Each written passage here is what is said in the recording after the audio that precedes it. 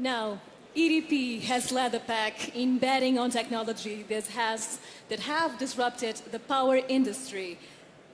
The decision to bet $20 billion on wind in the early 21st century was a catapult into the big leagues. But how do we keep pace in today's constant changing environment? Here today to discuss the vital disruption that clean utilities provide to us is António Mexia, CEO of EDP. A big welcome to the stage.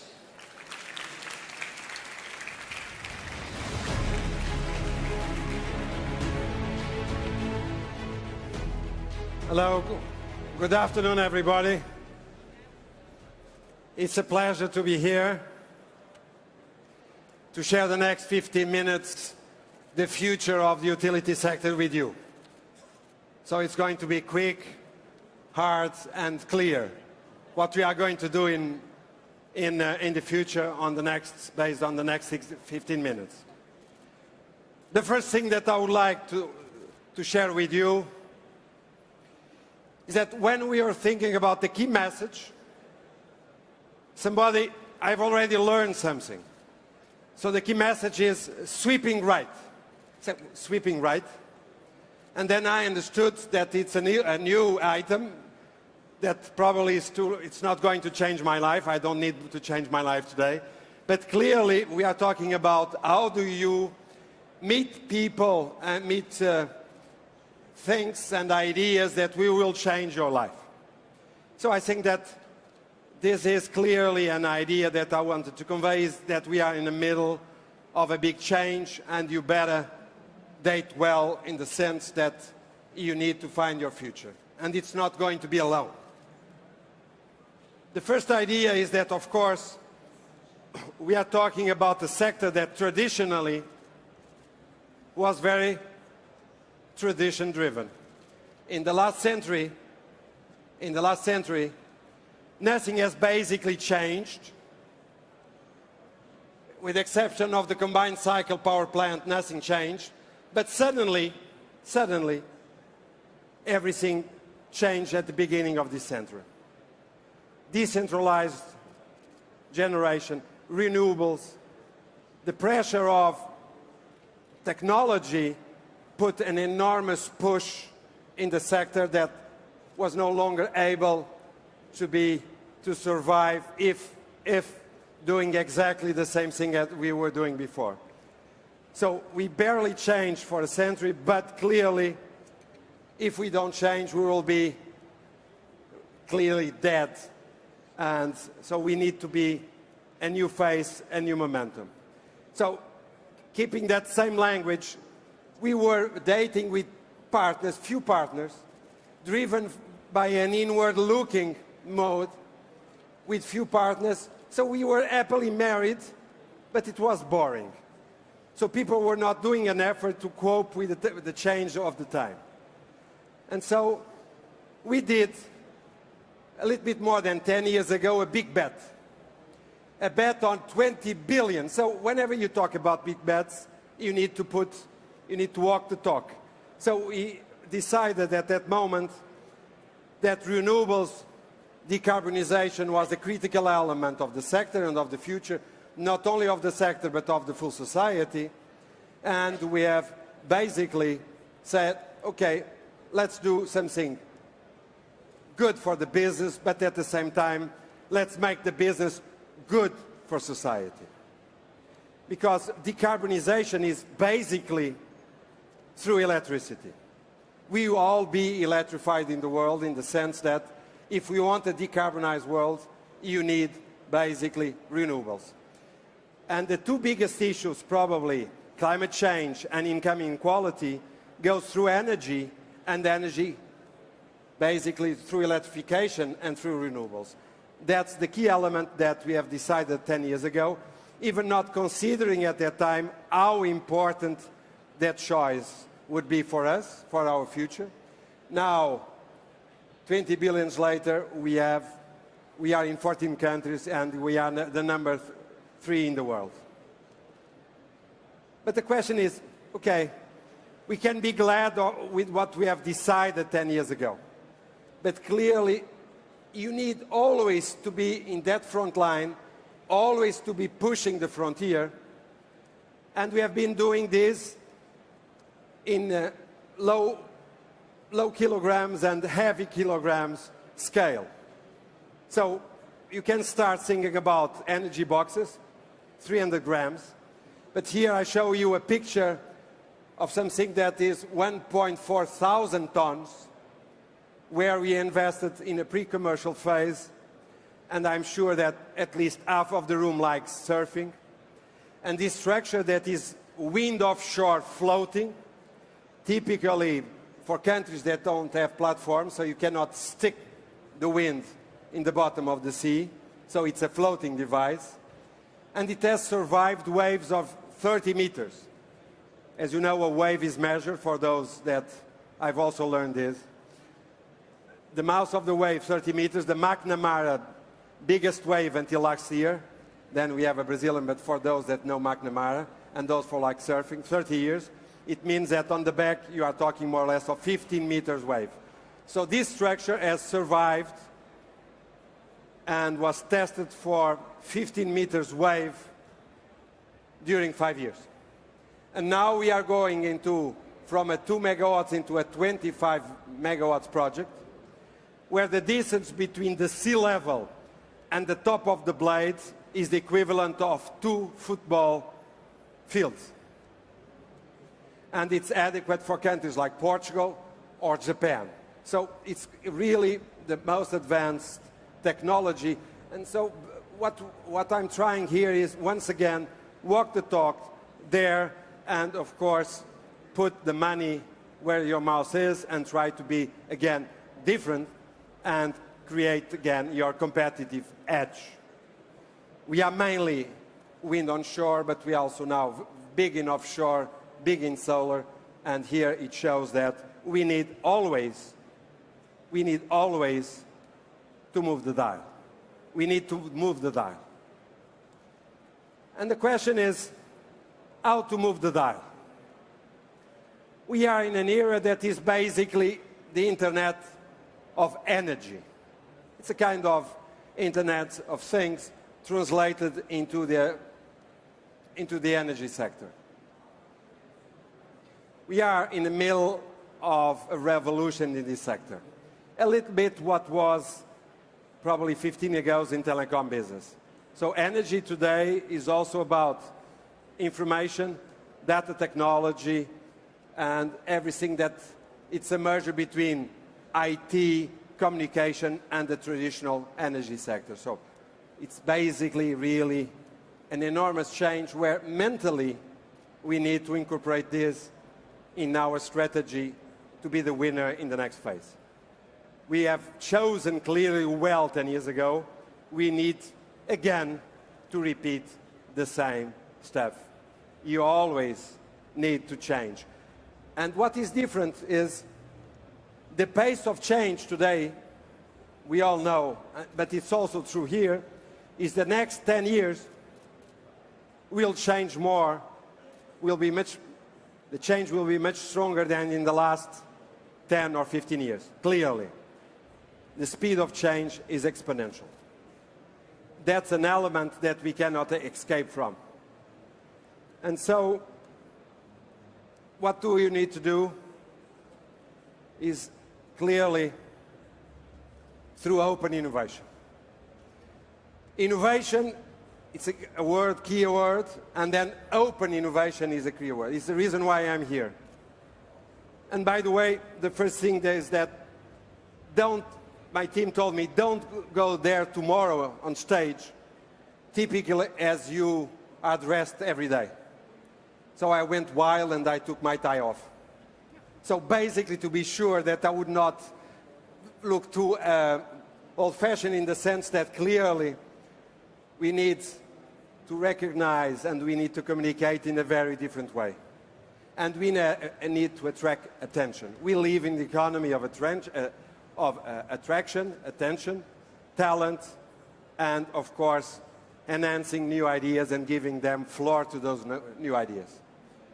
So only through this open innovation. So in 2008, we created the Department of Innovation, 2008.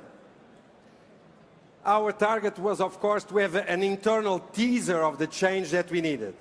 An internal teaser. So somebody that would be pushing everybody to see beyond what was the normal frontier of everybody's day and everybody's vision of the future. But clearly, very rapidly, we understood that it was not enough. So we needed, in the second phase, to be internal. So we were internal, but widespread. We needed people that understand clearly and put mind and heart at the same time, mind and heart and money, mind, heart and money. So together in the sense that it was a feeling that should be widespread along the utility, along the company, along EDP Group. We are now in 14 countries. We have 41 nationalities working in the group, so diversity is critical. And we learned that we are in the middle also of a cultural revolution. But then we understood that we needed to be open, And we did a process from inception to investment. So ideas, prototyping, scaling, then going again, downloading this and putting some money on it.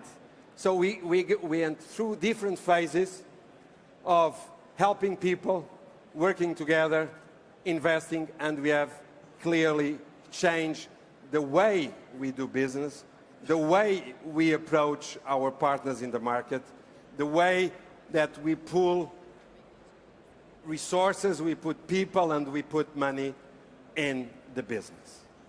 That's a critical element. And we have been doing this because we understand it's a question of being relevant in the future. I think that utilities, once again, took a while to understand this. I think that we understood this. Probably we were the first wave to understand this. Now there is hope because nobody dares not to believe in this. But then what is the challenge? Is to be sure that we do what we think, at least what we share, and that we are consistent with that idea of open innovation, and that clearly only there we can succeed. But just we are 12,000 people, and one key element is also to make these 12,000 people understand exactly what is the change that we need.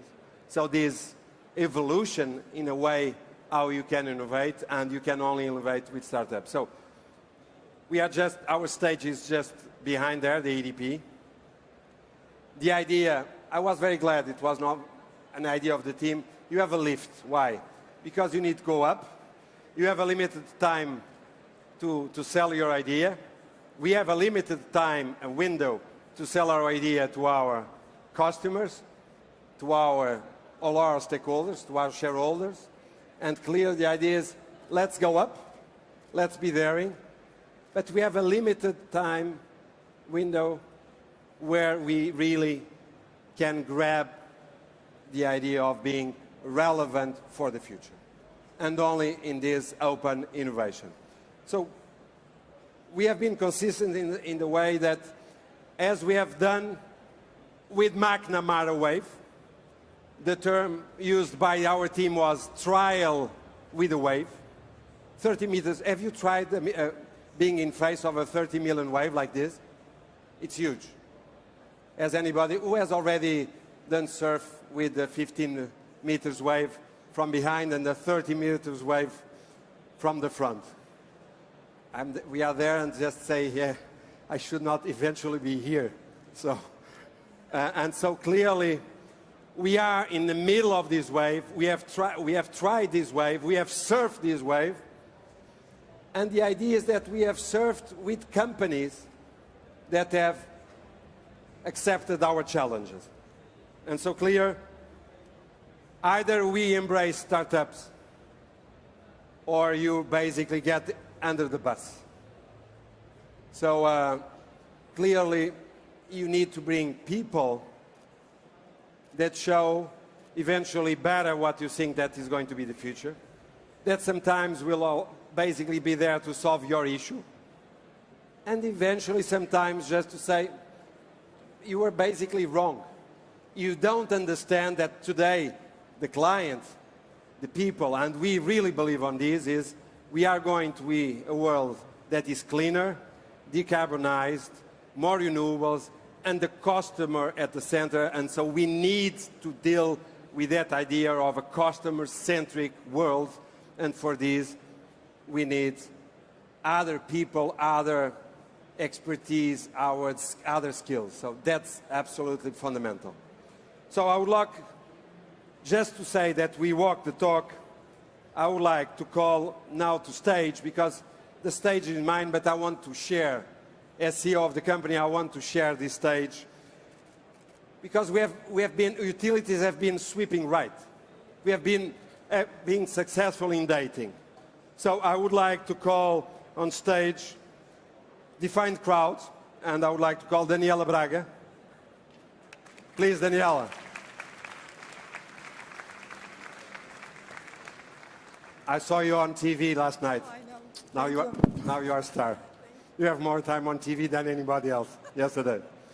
So, we have invested in EDP Venture. It's an intelligent data platform for AI, so artificial intelligence towards asset management. Asset management is something that utilities need. I would like also to call Samawat, Mohamed Amada. Are you there? Second time I see you in 2 weeks, so it's good. So thank you. So, by the way, this is a Luso-American. I like to say this. This is a company from Switzerland, by the way, where I lived for 7 years. Not because we are not chosen because of this, but it's a winner of EDP on Open Innovation in 2018. And so it has a technology that helps wind and solar parks operators manage the market risk. So we are talking about machine learning and forecasting. So once again, welcome. I also would like to call Luís Murcho from Glortec from Portugal. Luís. Thank you. So Luís and his team is a member of EDP Starter, so we have a lot of programs. We are talking about augmented reality and part of our ecosystem that concluded successfully a pilot project in terms of predictive maintenance. Once again, asset management. I think it's important. And I would like finally to call Delphos, the co-founder Guilherme Studort.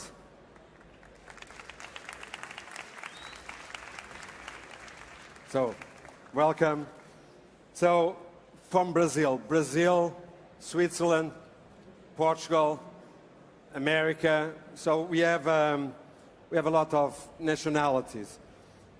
They were member of EDP Starter Brazil and alumni of EDP Open Innovation. It's an intelligent maintenance platform that optimizes the production of renewables energy assets. So we are talking about machine learning and renewables. So what do you see here? The value chain, asset management, and then at the end also the client. And we need what? We need people like this, and I'm supposed to be here. And we will be here for 4 days trying to look for what? New ideas, new people. We need you. As I mentioned last week, we love you because it's what you say when you need people and you want them to stay and partner with you. So thank you very much. Thank you once again. Thank you. Prazer.